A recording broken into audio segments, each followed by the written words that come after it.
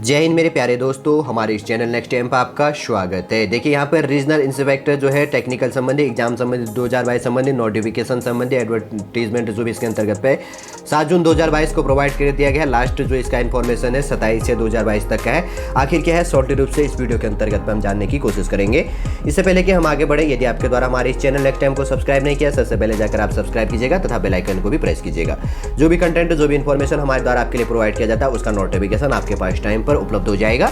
चलिए दोस्तों, ज़्यादा टाइम न लेंगे, बात करेंगे जो रीजनल इंस्पेक्टर है टेक्निकल बेस के अंतर्गत पे। सबसे पहले हम नोटिफिकेशन जान लेते हैं, आखिर इनके द्वारा क्या नोटिफिकेशन यहाँ पर प्रोवाइड कर दिया गया है, जो आपके जानने के लिए काफ़ी इंपॉर्टेंट हो जाता है। जैसे कि यहाँ पे पीडीएफ डाउनलोड हो रहा है, कुछ टाइम बाद यहाँ पे पीडीएफ डाउनलोड हो जाएगा। फिर इसके अंतर्गत में हम जानेंगे आखिर इनके द्वारा, आयोग द्वारा क्या इन्फॉर्मेशन आपके लिए प्रोवाइड किया गया है। जैसे कि हम आगे हैं, यहाँ पे पीडीएफ डाउनलोड हो चुका है, 6 जून को इसका अपडेट कर दिया गया था। इनके द्वारा सूचित किया जाता है कि उत्तराखंड परिवहन विभाग के अंतर्गत संभागीय निरीक्षक प्राविधिक के रिक्त 8 पदों एवं सीधी भर्ती द्वारा चयन हेतु संभागीय निरीक्षक प्राविधिक परीक्षा 2022 के माध्यम से ऑनलाइन आवेदन पत्र आमंत्रित किए जाते हैं और उक्त विज्ञापन के संबंध में जो है महत्वपूर्ण तिथि इसके अंतर्गत पे जारी कर दिया गया। ऑनलाइन आवेदन आप 7 जून मंगलवार से भरना स्टार्ट कर चुके हैं और ऑनलाइन आवेदन भरने की अंतिम तिथि आपकी 27 जून रात के 12 बजे तक है। ध्यान रखना, 12 बजे से कुछ टाइम पहले, ठीक है, 27 जून। और आप जो है इसके अंतर्गत पे एग्जाम फॉर्म भरना है तो डेबिट क्रेडिट के माध्यम से क्या कर सकते हैं, 27 जून तक भर सकते हैं। ये चीज़ काफ़ी इंपॉर्टेंट हो जाता है। भर्ती से संबंधित रिक्तियों का विवरण, अर्थता जो है शर्तें इत्यादि आयोग की वेबसाइट www.upsc.uk.gov.in पर उपलब्ध कर दिया गया है। अभ्यर्थी ऑनलाइन आवेदन करने से पूर्व विज्ञापन का भलीभांति अवलोकन करना सुनिश्चित करें। ये चीज़ का आपको यहाँ पर ध्यान रखना है, ठीक है। तो परिवहन विभाग के अंतर्गत पे जो एडवर्टीजमेंट है इसके अंतर्गत पे वो काफ़ी इंपॉर्टेंट हो जाता है।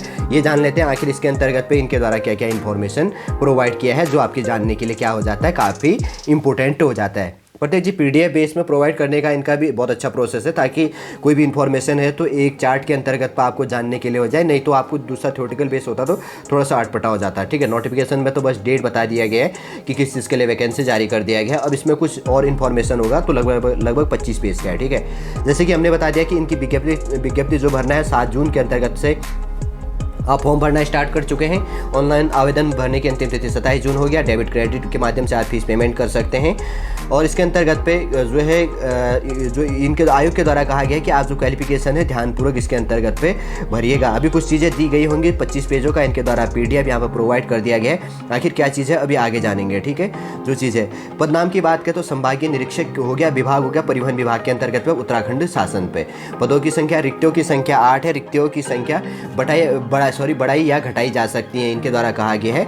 इसके अंतर्गत पर लंबवत आरक्षण श्रेणी 1 इसके अंतर्गत की बात करें तो वैकेंसियों की जो बात करी गई है, अनारक्षित जनरल कैटेगरी के लिए 4 पोस्ट है, अनुसूचित जाति के लिए 2 हो गया, अनुसूचित जनजाति के लिए 1 हो गया, अन्य पिछड़ा वर्ग के लिए 1 हो गया तथा आर्थिक रूप से कमजोर वर्ग के लिए कोई वैकेंसी नहीं है। टोटल 8 पोस्टें होगी। और उत्तराखंड महिला के लिए क्या है, जनरल कैटेगरी के लिए 1 पोस्ट यहाँ पे दिया गया है।